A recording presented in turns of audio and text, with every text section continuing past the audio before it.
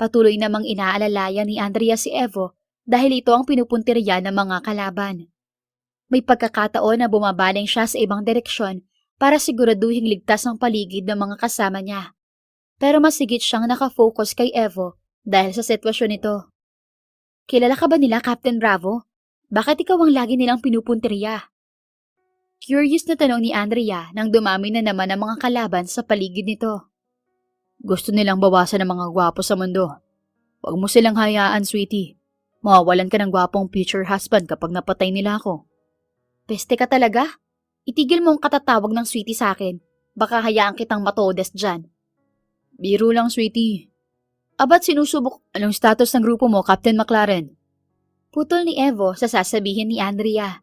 Napatigil naman si Andrea dahil seryoso na ulit si Evo ngayon. Naiinis talaga siya dito.